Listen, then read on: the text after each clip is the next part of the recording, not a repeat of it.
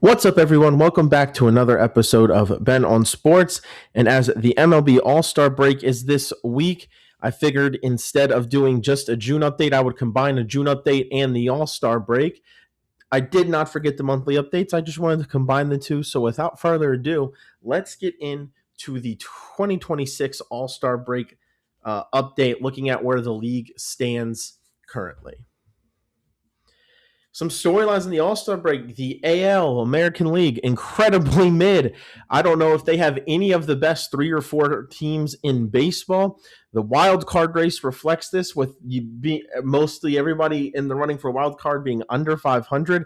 The AL is incredibly mid. There's still time for that to change, but we're a little bit over halfway through the amount of games played, and it doesn't seem like it's changing. After all the talk about these other teams that had good records and everybody else that was doing well, the Dodgers are officially have the best record in the MLB again. They are on top, which bodes well for their hopes and dreams at three-peating in the playoffs. And speaking of the playoffs, the races are starting to get figured out. You know which divisions are still winnable, and out of the divisions, like what the races are going to be. You know which teams are looking like they're going to try and push for a wild card. And there's already probably 5 to 7 teams that are, in all reality, eliminated from the playoff race. Even though they might not mathematically be, for all intents and purposes, they probably are, unless they go on a 15-game winning streak. I also am curious, especially the AL, a lot of teams are mid, but then in the National League, you have the wild card race is almost just as big and more competitive because you have so many teams with winning records.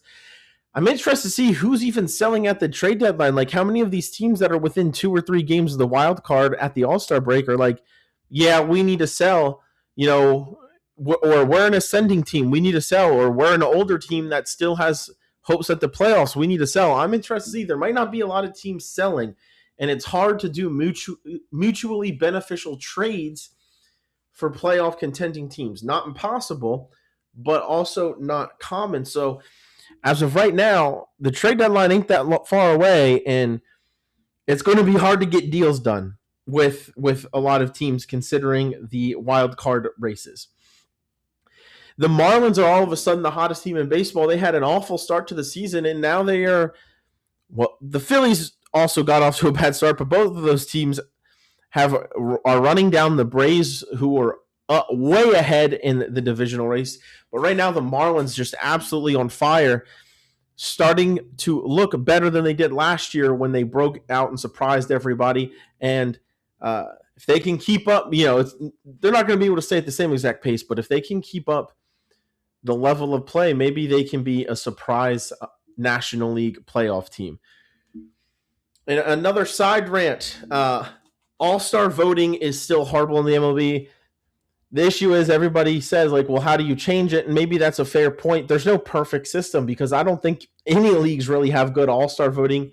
I mean, there's always going to be a skew on it. If players are always going to have a skew, coaches are always going to have a skew, writers are always going to have a skew. There's always going to be an inherent bias or an experience that they've had that makes them want to pick or makes them want to pick certain guys over other guys. And fans are probably the most biased for obvious reasons out of everybody. But the event is also supposed to be for fans. So should it be reflecting what fans want to see more than other people? I don't know if that's necessarily the case either. How can you apply equal vote? Should it just be like players and coaches? Should the writers get a say? What say should the fans get? I just think the All-Star voting is absolutely ridiculous and horrible. And there's a lot of people that made the final round of voting where it's 2 players from every position that had no business being anywhere near it. There are certain teams that were way overrepresented in the All-Star team. And I'm not going to name anybody out. I want you guys to name people in the comments and you guys to fight amongst yourselves in the comments. But there was a lot of bad All-Stars this year, and I'll leave it at that. This system needs a huge overhaul. I want to see the best players, but the fans cannot be relied on to get the best players through in many positions, so the league needs to do something to change it. I'll leave it at that, but let me know your biggest All-Star snubs and the people who made the All-Star game who shouldn't have in the comments below. Here is your current standings across Major League Baseball. The AL East was billed I'm going to start with the AL East, and they were built to supposed to be this best division in baseball, as they frequently are, and they have 3 teams under 500. Now, all 5 of those teams are still in the playoff races you're going to see earlier. The Rays may be the most unexpected. Currently 22 games, or 18 games. I can't do math today. 18 games above 500, but they're a little bit up and down as of late. Still okay. The Yankees have not had a good July so far. There's an obvious reason for that. His name is Aaron Judge. And some other injuries. They've had Max Fried miss a bunch of time, but they're still only 3 games back. So, the Yankees and Rays are the only 2 teams that are in the American League that are more than 5 games over 500.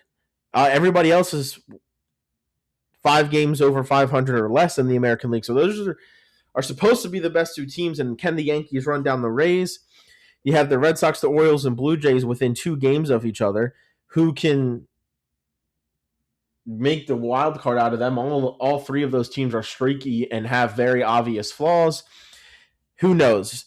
Then you look at the Central, and the White Sox, most unexpected team of the year, tied with the Guardians in first place. I keep on doubting the White Sox, but we're 95 games into the season, and they're still leading their division. So maybe I need to stop being doubtful of them. But White Sox currently tied with the Guardians for the division lead. The Twins are only 3 back, and the Tigers, bad start to the season. They're starting to get better.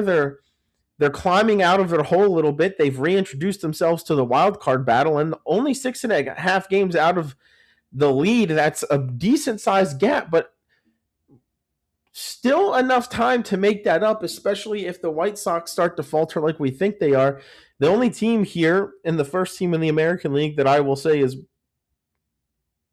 out of the playoff race, is the Kansas City Royals. They just got swept by the Orioles going into the All-Star break, and that's probably the final nail in their coffin. How can they build a successful winner around their superstar Bobby Witt? That's what they have to ask themselves moving forward. But the Royals, 21 games under 500.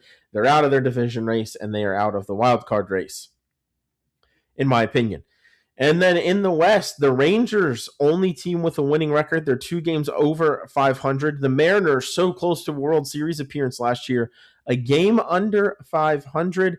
The Astros have rebounded from a rough start, only 4 games under 500, 3 games back of the Rangers. They could win the division. They're in the wild card hunt. The A's have been struggling as of late. They were on the right side of 500 in the last update we did, and in a month and a half, they've gone down to 14 games under 500. There's still time for them to figure it out, and they still have talent in lots of important areas. Can they find the consistency? And then the Angels, same record as the Royals, 21 games under 500. The Angels and Royals, the 2 teams I would say confidently are not going to make the playoffs in the American League. I'm almost ready to put the A's there, but I still see just enough talent where if they can stay healthy, I think that they could make a run, just because nobody in the American League seems to want to make the playoffs. In the East, the Braves, the National League East, the Braves only have a 2-game lead. They were essentially up by double-digit games, I think, by the end of May. They're starting to struggle a little bit. Injuries are getting to them, chiefly Ronald Acuna Jr., but they still have the lead. They need to come out of the All-Star break hot. But the Phillies are going to be determined to make this a race to watch, and I think they will. The Phillies have an elite pitching staff. They have 2 of the best pitchers in the National League. They have some big names. They got Kyle Schwarber leading the league in home runs. This is a good Phillies team that has the ability to run the Braves down if the Braves don't get it together soon. The Marlins are only 4 games back. They're 7 games over 500. And like I said at the opening, hottest team in baseball. Can they continue their hot streak? Can they build on it? Can they get themselves in the wild card? Could they even potentially run the Braves down? The Nationals have so much pitching issues, but their offense is so good. A very bright future there. There was talks about Abrams and James Wood being traded in the offseason. But I think now if you're the Nationals, no way you can do it at the trade deadline. It seems like your team, with the help of some pitching, could be a very, very good team in the East with how good the offense is. What do the Nationals look like the rest of the way, and what do they do at the trade deadline? Because their pitching is not playoff ready, but their offense is, so they'll be an interesting team to watch. The Mets kind of rebounded for a little bit. They have some very exciting young pieces, but it's 16 games back of the division, 17 games under 500. I do think the Mets' hopes at making the playoffs are over. I do think they can close the gap, but I think they have too much of a gap to close before the playoffs. And with how many good records there are in the National League, I don't know if they can overcome the hole that they dug. Into the Central, the Brewers continue to do it, trade away their best player in the offseason or one of their best players in the offseason and still find a way to be one of the best teams in the sport. They have the second best record, 22 games above 500, leading what has been the best division in baseball, I would say, in the National League Central. The Brewers, man, they're a similar team every year, but they find a way to make it work. They're well managed. Is this finally the year the Brewers capitalize on regular season success? I don't know. I think much like the Brewers teams in the past, it's a very, very good regular season team. They have the best pitcher in baseball right now. Absolutely insane arm. But and you got to think that should be good for one win when you get to the playoffs in the series. But I think this Brewers team is built like a lot of the ones of recent history. They're very, very good in the regular season, get to a very, very good record, and fall in the postseason because they're not built for postseason baseball. The Cubs have rebounded. Last update I gave, they were in fourth place in their division. They're up to second. Their pitching's looking better. Pete Crow Armstrong has gotten hot. I think this Cubs team, especially if they make a right addition or two, can be one of the contenders in the National League. I think they're better suited for playoff baseball than the Brewers, but I don't know if they can catch the Brewers. They're 5 games back. But I like this Cubs team. They're starting to rebound. They're up to second. The Cardinals are hanging steady. They signed their big rookie, J.J. Weatherholt, to a long-term extension. They're still 5 games above 500, 8.5 back of the division, firmly in the wild card race. I still doubt their depth. Jordan Walker, right, incredible player in the home run derby. But I still don't think the Cardinals have enough. I don't think there's enough pitching depth, and I worry about outside of 3 or 4 bats who they have that can consistently contribute. But the Cardinals are certainly a fun story. I don't know if I think they are good enough to make the playoffs, but only time will tell on that one.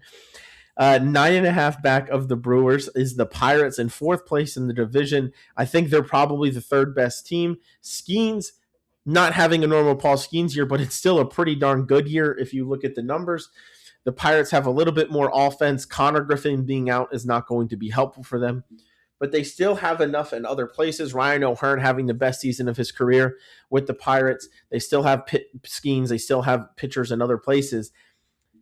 I think the Pirates, I said I think that they're going to be around 500, maybe a couple games above 500 and firmly in the wild card race, and I think that's exactly where they're projecting out to be. And the Reds, I said at the end of April that they were not going to win this division, that they were going to fall, but I didn't think they were going to fall this fast. They are 9 games under 500. One of the worst records in the National League, 15.5 back of the division. Yeah, they had some injury issues. They're having some bullpen issues. Can the Reds get it figured out? Maybe, but it might be a time to just retool around the young core that they have in Cincinnati and get ready for next season. And then in the West, the AL West or NL West, not much has changed. Dodgers, best record in all of baseball, only team with more than 60 wins at the All-Star break. They are taking away 11.5 game lead atop their division, which is more than double the lead any other division leader has. Just already walking away with the West. The Diamondbacks, they're starting to look good. I most of the time like their pitching staff. They have a good 1, 2, and really even 3, in my opinion. And Corbin Carroll has not had to do as much offensively for them. I think the Diamondbacks are a team that can make the playoffs, and I think that they have been playing a little bit better as of late. In fact, they're up to second because the Padres have perennially been second in that division. They're third right now. They're sitting at 500. Padres need to find a way. It feels like they just don't quite have enough. They have good players on the mound, in the bullpen. They have good hitters, at least historically good hitters, and it's just not quite all clicking. What do the Padres do at the trade deadline, knowing that they're probably not good enough to compete, but they're also, maybe in their mind, not too far away from being good enough to compete? The Padres are a team I think will be very interesting to watch, especially with all of the money they're spending on their contracts. Do they finally decide to try and get rid of some of them and pivot? The Giants went on a hot streak, but they're still very far under 500. They're not going to win their division. They're probably not going to stay hot enough to sniff a wild card, but they do have some young pieces they can be excited about. There is stuff to build on, but they definitely need to be sellers at the deadline. And the Rockies, well, they might be the worst team in baseball. They don't have the worst record in baseball, but they also, I don't think, have as much going for them as some of the other teams with bad records. Rockies still in the midst of a rebuild. It makes sense that they're 20 games under 500 at the All-Star break. Now that I've talked a little bit about all these teams and divisions, let's talk about the wild card in the American League. For 3 wild card spots, you're looking at 9 teams. The Yankees got to feel pretty comfortable. They're 6.5 up in the first wild card, which is kind of funny. The first wild card is the 4th seed, but the Yankees have the second best record, which is why it would be important for them to run down the Rays. The Guardians right now have that second wild card. They're tied for their division lead right now. They would be losing it. They have a 3-game advantage. And then the chaos starts. The Mariners and Twins are tied for the last wild card at 48 and 49. Both of these teams are similar in my mind. They're solid defensively. They have a great center field defense, which is so important. They both have great pitching staffs, but their offense is not as consistent as it needs to be. They both need a big-time bat or two, in my opinion, to be contenders. But right now, their pitching and the stars that they have been enough. I'll be interested to see what happens with the Twins and Byron Buxton. He's their best player, and he's hurt right now. How soon can they get him back will have a large bearing on if they stay in this wild card hunt. But Twins and Mariners tied for that last spot. And a half game back, the Red Sox have gone from 9th on this list all the way up to 5th and a half game out. That pitching staff is good, really, really good, and the offense is starting to pick it up.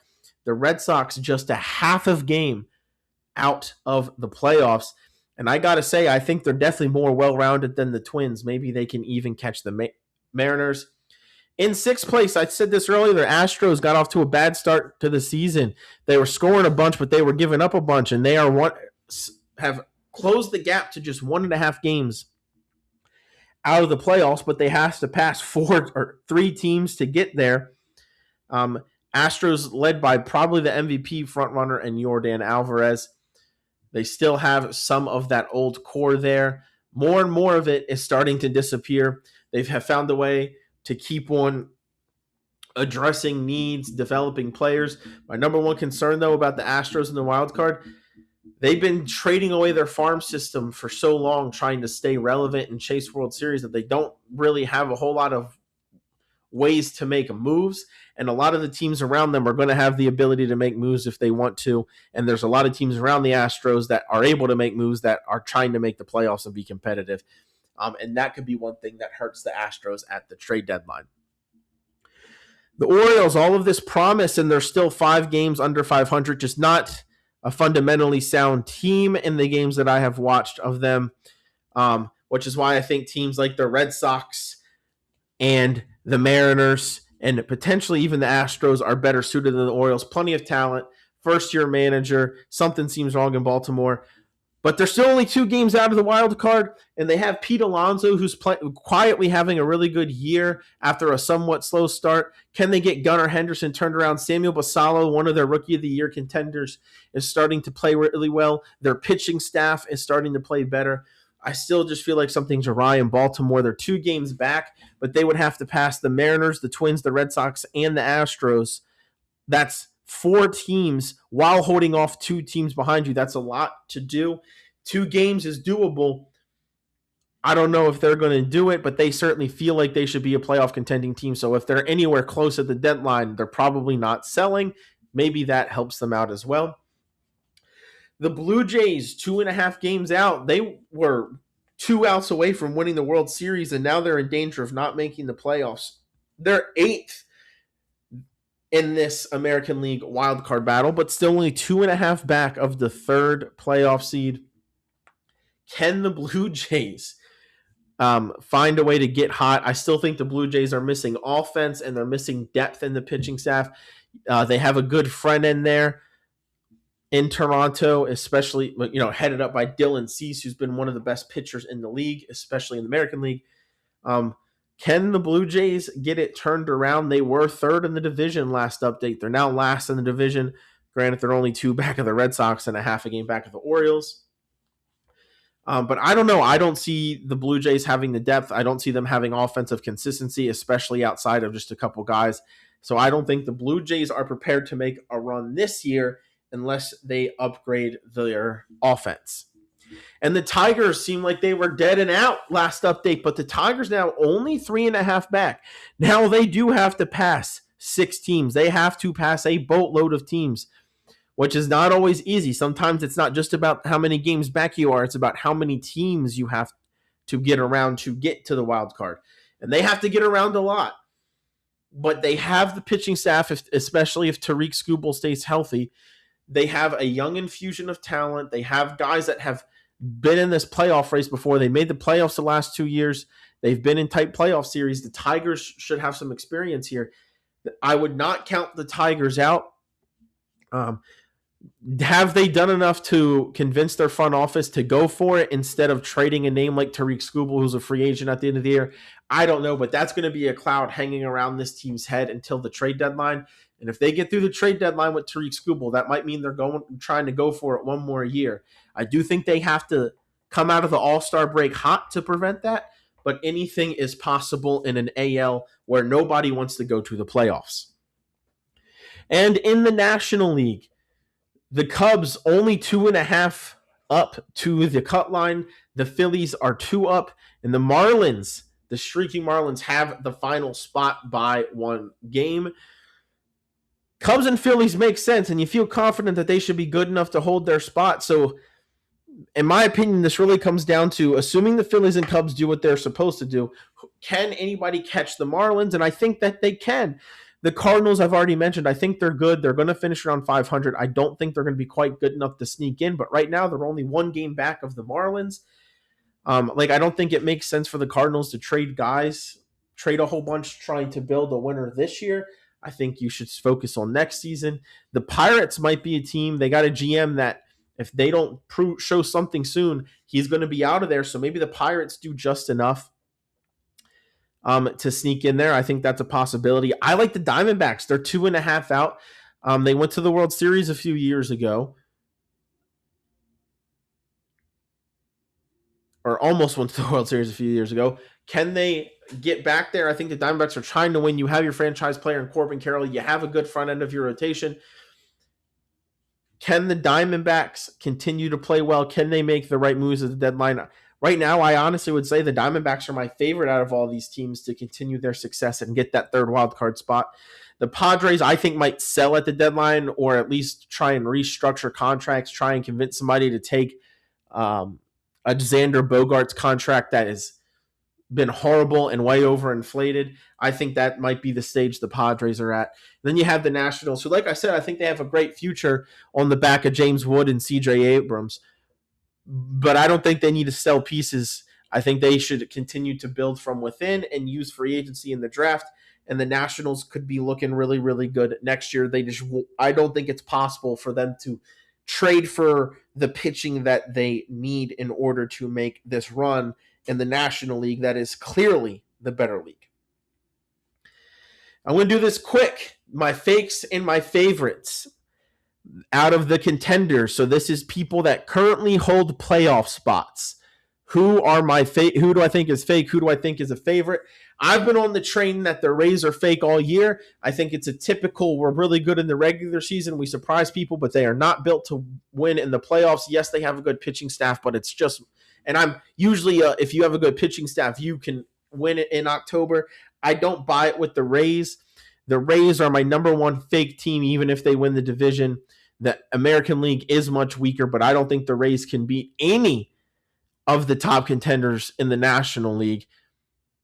regardless of what they do at the trade deadline, should they get there, I think the Rays are a fake contender.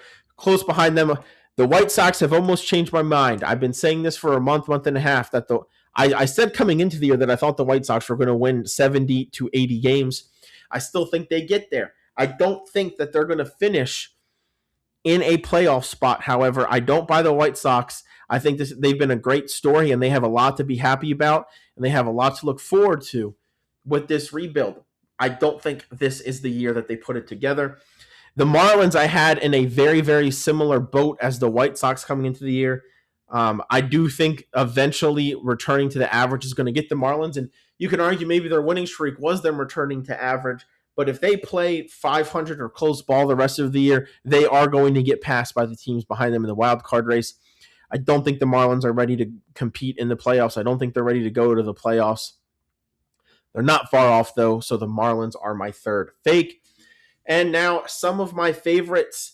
Well, this is the most chalky thing of all time, but the only team that has been consistently a favorite and hasn't, they started a little bit slow, but the Dodgers, everybody knows the Dodgers. They're the favorite, right? Whatever. The Braves are starting to slump. And you know that this season, when I started the season, I did the season preview and all the updates, I've been a big fan of the Braves roster. And right now, a lot of their problem is injury, both to the rotation and now, Ronald Acuna's been hurt for the second time, and that's always going to hurt them. I still think when healthy, the Braves are one of the best teams in baseball. I'm not going to jump off of their boat yet, just because of some cold play. I do think the Braves get it figured out and return to being a contender. And then the Chicago Cubs, I'm all in again. I liked them last year. I still like them this year. I do think they need to add at the deadline, but I think they will, and I think the Cubs will be good enough to win they are good enough to win some series in the playoffs, but the problem is the National League is so loaded. As you can see, I think the three best teams in baseball, the three biggest favorites in baseball, are all in the National League. Now that you have my favorites, the teams I like, the teams I don't like, you've seen the standings, where they currently sit. I'm going to do what I normally do. I'm going to quickly show you who I think makes the playoffs and what the bracket looks like based off of what I've watched this year and how good I believe teams can be. And I'll even show you who I think wins the World Series out of that bracket. Here's the American League. That's right. I have the Yankees running down the Rays in the division. A lot of this depends on Aaron Judge's health and if the Yankees rotation can get healthy again. But I think the Yankees, as it sits currently, I do think this can change. I do not think the Yankees are far and away the best team in the American League. But I do think, based off of what I've seen this year, the Yankees' ceiling is higher than anybody else's ceiling. And when healthy, I think this Yankees team can be really good. If they get a healthy Aaron Judge and an upgrade at catcher, I think this Yankees team is going to be incredibly formidable. Now, coming into the year, if you watched, I also thought a team like the Mariners could take it to them, but I predicted the Cal Riley drop-off, maybe not quite as much as it was, and the Mariners still need help offensively. Anyway, I think there's teams that can get to the Yankees level, but when healthy and playing the way they should, I think the Yankees currently are the best team in the American League, which is why I think they will be able to run the Rays down and get the 1 seed. The Rangers, I think I really like their pitching staff. I think that they need another bat, but I think that they still have enough to get them there. I think they play sound defense, and I think they are the favorite to win the American League West.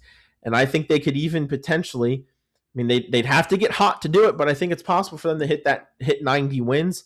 And I think they'll be good. That'll be good enough for the number 2 seed. So the Rangers and the Yankees getting the 2 byes. I have the Guardians winning the AL Central, not the White Sox or any of the other teams. Give me the Guardians, the 3 seed. The Rays have such a big lead that even if the Yankees catch them, I think they still get that first wild card unless they really slow down. It would take a catastrophic injury or something like that for them to slow down. The Seattle Mariners, I think, will find their way around with that pitching staff. I think that it's incredibly likely they move, and they should. I was saying earlier how it's hard to do mutually beneficial trades with other teams trying to contend. Well, the Mariners have such an embarrassment of riches at starting pitcher that they have 6 good ones, and I think they could very well trade one for another bat where it could be a mutually beneficial situation with another contender. I think the Mariners are going to be looking to do that, and I think they figure it out, and I think the Mariners can get to the 5th seed in the American League, assuming I am right about my prediction with the White Sox dropping off. And then I have the Houston Astros somehow, some way, after another slow start with an aging core, kind of on the back of Yordan Alvarez, figuring out how to get the 6th seed. Not that it matters. I have the Guardians beating the Astros in the playoffs again. I have the Mariners beating the Rays in the wild card round. Yankees versus Mariners, Rangers versus Guardians. Give me the Guardians.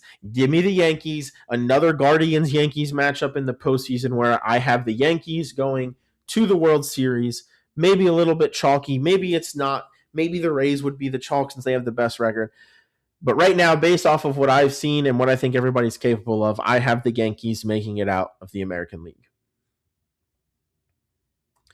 The National League has, I would argue, at least 4 World Series contenders and 4 teams that are currently better than the AL's best team in the Yankees. Those teams are the number 1 overseed Los Angeles Dodgers that I have. The Braves, who I don't think catch the Brewers, so I think they finish with the 3 seed.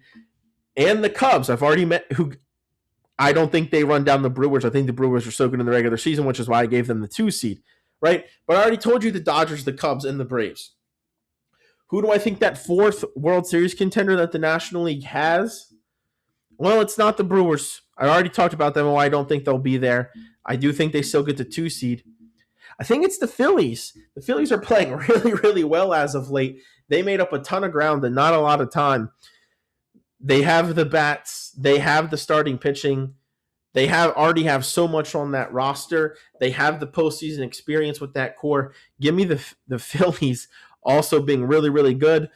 And then I have the Diamondbacks winning out that last wild card spot amongst a host of National League Central teams. And the Marlins, I think the Diamondbacks pull it out. Dodgers and Brewers get the buys with the 1 and 2 overall seed. The Braves, as the last division winner, get the 6 seed Diamondbacks, and then an absolutely insane wild card matchup between the Cubs and the Phillies, 2 teams that I think are contenders. And I think that series is electric. I think it goes 5 or 3 games, but I think the Cubs pull it out in a very tight one, meaning the Cubs would go on to face the Dodgers. The Braves beat the Diamondbacks, which means it's a Braves-Brewers finale. I think the Dodgers squeak by the Cubs based off of what I've seen so far this year, their current setups. This could all very well change after the trade deadline, which is when the next update will be. But for now, I have the Dodgers beating the Cubs and the Braves beating the Brewers, leading to me to the National League Central Series that I have predicted at the beginning of the season, at the end of April update, at the end of May update, and now the end of June / All-Star break update is the Dodgers and the Braves meet in the National League Championship Series, which probably means it's not going to happen because I've said it's going to happen so many times.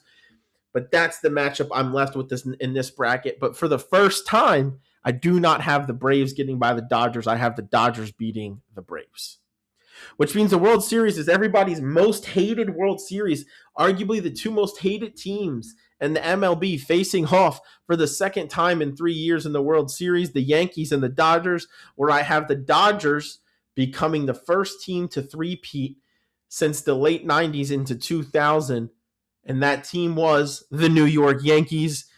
What storylines this World Series would produce, and again, it's the 2 biggest media markets, the 2 most hated teams in the league, the Dodgers and the Yankees. You would get another showdown between the 2 evil empires and the 2, well, if it wasn't for an injury, the 2 perennial MVPs in Ohtani and Judge. That's my prediction. Let me know in the comments below who you think goes to the World Series from each league and who wins the matchup. And to wrap up here, I'm going to go through the award favorites. I consulted Vegas lines a little bit. I went and looked at stats. I've watched all these guys play. So a little bit is what I'm projecting the rest of the seasons, where they currently are, all kinds of stuff I put into this, and kind of, I guess, made a top 5 for each award race. And in the AL MVP, I think it's Yordan Alvarez and everybody else right now. Junior Caminero, second in the AL MVP race, and I think if the better the Rays do, the better it will be for Caminero's case. Julio Rodriguez has gotten off to the best start. He usually is a slow starter, but he's off to a really good start. And if he finds either picks it up a gear like he normally does out of the All-Star break, or even just continues what he's doing, and he gets the Mariners to the playoffs, I think he's third. Bobby Witt Jr. having another good year. He's fourth for me. And part of what's hurting it is the Royals aren't going to make the playoffs, and they are very, very bad, which I guess in some ways stresses how important he is, but also I don't know if you can really miss the playoffs or be as bad as the Royals are going to be and still have somebody win the MVP. And then Nick Kurtz for the Athletics. Yes, they've fallen off a little bit, but I still think Nick Kurtz has had an incredible year and deserves to be in this conversation. Obviously, we're missing Aaron Judge because of his injury. Maybe Aaron Judge can play well enough the rest of the year to get back into top 5. But unless Alvarez or Caminero fall off a cliff, I don't think even if he plays the rest of the way that he can catch either. And the NL MVP, this one is an even wider gap between first and second. Shohei Ohtani having an okay year at the plate, not like he has the last 2 years, but still a good year at the plate. And he's having a very good year from the mound. Nobody else can touch that production in the MLB. You can not like it or whatever, but when you have somebody that can go out and be one of the best hitters in the league and then also go out and be one of the better pitchers in the league, nobody else provides that value for a team, and that's why Shohei Ohtani is such a big favorite to win the National League MVP, which is almost unfair to Kyle Schwarber. He's putting together a great year. He just doesn't pitch, right? But leading the league in home runs, Kyle Schwarber absolutely deserves to be in this conversation and near the top of it.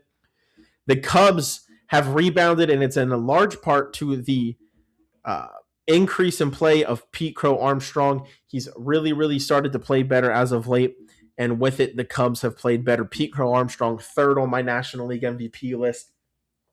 James Wood, the Nationals have been fun. I don't think James Wood always gets as much respect as he should. One of the young superstars in the game, having an incredible year batting leadoff for the Nationals, has scored way more runs than anybody else in the league.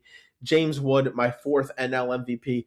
And then Juan Soto having another really good year, doing everything he can for a struggling Mets team. If the Mets were better, maybe Soto would be higher up on this list as well. American League Cy Young, I think it's Cam Schittler and Dylan Cease. It's kind of a two-horse race that right now Cam Schittler is winning. Cease is trying to make up ground. And then we have a gap from those two down to Joe Ryan, who's having an incredible year. DeGrom, good year. Not the best year of his career, obviously. It's hard to hit those peak years, but a solid season for DeGrom. And then Sonny Gray, in my opinion, it's quietly for the Red Sox, maybe because of how their start to the year, but Sonny Gray quietly having a very, very good season for the Red Sox. I have at fifth on my list. In the National League, for a while, the 1 and 2 have been the same, and it's been those two and everybody else. Well, Mizorowski for the Brewers is separating himself from Christopher Sanchez even more. And when you look at Sanchez's numbers, that says a lot. Mizorowski just dumbfounding stuff on the mound sometimes. I can't imagine how difficult it is to hit somebody that throws as hard as he does and has as much movement as he does. Mizorowski, so far this year, has been the best pitcher in the game, deserving of the Cy Young. Christopher Sanchez, very, very good. I apologize. When I typed Christopher Sanchez, I accidentally added the H. Christopher Sanchez, probably been the second best pitcher in the MLB this year, maybe third behind Cam Schittler, but Sanchez has been very, very good, deserving of a Cy Young in so many other years. Just Mizorowski has been so good this year. Still plenty of time left where things can change. Chris Sale, again, having another year. How has his career resurrected since going to Atlanta from Boston. Sale having another phenomenal year for Atlanta.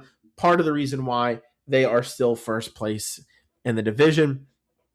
Somebody that's not getting enough conversation, a second-year player, Chase Burns for the Reds has been incredible this year. Probably the best player on their team and adding so much value. He's having an incredible year, deserves more respect for what he's doing. I don't see a lot of national pundits talking about it. Chase Burns, fourth in the NL Cy Young. And then the Phillies, the only team with two players in the top five for Cy Young voting in my head, and whether it's the American League or National League. It's a hard thing to do to have two pitchers on the list. Zach Wheeler for the Phillies, another guy having a great year. You know who Zach Wheeler is. You know he's usually going to be good. But him and Christopher Sanchez have made a heck of a 1-2 punch, and I would hate to see the Phillies in a playoff series for that reason. And then the Rookie of the Year, man. There's been so many great young players, first and second year players, that some of these Rookie of the Year battles have just been incredible. The AL Rookie of the Year, Kevin McGonigal versus Munetaka Murakami. Can Murakami make up for the fact that he got injured and missed time? Can he make up that ground on McGonigal, who got a little bit ahead and is bumped a little bit higher up because of that Murakami injury? Those two have been 1-2 in that race for a long time. Samuel Basallo wasn't even on the first Rookie of the Year list that I did, but he's been playing much better. It seems as the season goes on, he gets better and better. If he can lead the Orioles to the playoffs and help them have a hot second half, maybe he climbs on this list, because McGonigal and Murakami are a little bit above the rest right now, but Ken Basallo can continue to make up ground on them and put himself into that category. Kazuma Okamoto, another one of the Japanese rookies, is up to fourth on this list for the Blue Jays. The Blue Jays are going to need him to continue to produce. And really, all of these guys in this Rookie of the Year race, or at least in the top four of this Rookie of the Year race, if they can get their team to the playoffs, especially if the other ones make it, that could be a deciding factor in the race. Whether it should be or not is a different conversation, but I can see something like that changing voters' minds. And then for Kansas City, a second catcher in the top five. I know the Guardians have three good rookies, and I have them 6, 7, 8 on my list right now, but I think Carter Jensen is just a little bit better than all three of those guys in Cleveland. Carter Jensen having a great year from catcher for the Royals, even batting leadoff for them a little bit. Carter Jensen I have in fifth. National League Rookie of the Year, J.J. Weatherholt, I think, is continuing to widen the gap to second place. And especially with Connor Griffin being out for an extended period of time, it's going to help his chances. Not that he was trailing him when Connor Griffin got hurt, but Griffin is one of the guys I think that could compete with him. But J.J. Weatherholt first in National League Rookie of the Year, and I think it's his award to lose as of right now. Sal Stewart for the Reds, this NL Central full of young talent. Sal Stewart, I think, currently is second, having a good year. Not as good as J.J. Weatherholt. This is somebody that people probably won't agree with that I have this high on the list. Because after Weatherholt at 1 and Sal Stewart at 2, there's legitimately probably 7 guys that you could put in 3, 4, and 5, and nobody would complain. But I think Foster Griffin for the Nationals is having an incredible rookie season. Maybe their most reliable pitcher, whether it's starting or the bullpen, maybe their most reliable pitcher. He's been very good this year. He's only getting better. I personally think he's been better than Nolan McLean, another rookie starting pitcher in the National League. I think he's been the best rookie pitcher in the National League, which is why I have him at 3. Foster Griffin, just an incredible year so far. Carson Bench for the Mets has really come on strong. They also have another rookie in the outfield that's playing pretty well too, but I think Bench is the only one that's going to get enough at-bats to be in this conversation. Bench I have at 4th, but he can continue to rise quickly. Remember, he didn't start with a whole bunch of playing time. He didn't start with the majors, which is why guys like Weatherholt and Sal Stewart, who have a lot more at-bats and a lot more games played, is ahead of Bench in my head. And then I want to pay respect to this guy. Maybe he doesn't deserve to be 5. I think he definitely deserves to be in the top 6. Not a lot of conversation about this young man. TJ Rumfield, on a bad Rockies team without a lot of lineup protection, has been a very solid contributor as a rookie. A pretty good average at first base. I think 12 homers so far on the year. He's driving in tons of runs for the Rockies. TJ Rumfield, and honestly, it's kind of fair that the Rockies aren't talked a lot about, but TJ Rumfield may be the best story on that team that needs to get the credit for the performance he's put together through the All-Star break so far. Those are my top 5 for NL Rookie of the Year. This is where I have the award races at the All-Star break. Put it in the comments below if you like this list or if you don't, and tell me why I'm wrong. Not just for the awards. Tell me why I'm wrong for the awards. Tell me why I'm wrong about the standings. Tell me why I'm wrong about the postseason. Whatever you guys want to do, I like to hear from you. I embrace debate and discussion amongst the viewers in the comments below as well. One more thing I would like to add before getting out of here. As you can see on the American League Rookie of the Year, I have Munetaka Murakami and Kazuma Okamoto. All I'm going to do is pose a question here, and you guys can take this question however you want it. Is it fair for professional baseball players that have been playing professional baseball for many years, yet to come over to the MLB and be considered rookies over people who have never played professional baseball at that level and are competing against a higher level of competition for the first time? I don't know. I think there's maybe a discussion to be had about whether Japanese players coming over from the MPB should be allowed to qualify for Rookie of the Year over actual rookies, especially when they're all mostly in their mid-20s against guys who are sometimes 19, 20, 21. That's a discussion maybe for another time, but that's all I'm going to say about that issue. I might make a larger statement about that on Twitter or in the next update episode for the MLB. But I just want to plant that thought in your guys' head, plant that seed in your guys' head. Comment about it if you want, but the other stuff is more important. That's all I have for you guys today. I'm excited to watch how this MLB season ends. I'm excited to see what happens at the trade deadline because there could be some fireworks. Maybe it's boring. Who knows? But there's a lot of interesting races, whether it's in the standings or in the awards. And I'm ready to see how it all plays out. Please, please, please like, comment, and subscribe. Follow me on X if you want to. Make sure you find a couch and watch some sports this weekend. The MLB will be back from the All-Star break this weekend. Not necessarily a whole lot else going on other than that. If you're a soccer fan, the World Cup will be finishing up shortly. So please take care of yourself. Take care of your family. It's a crazy world out there. Peace out.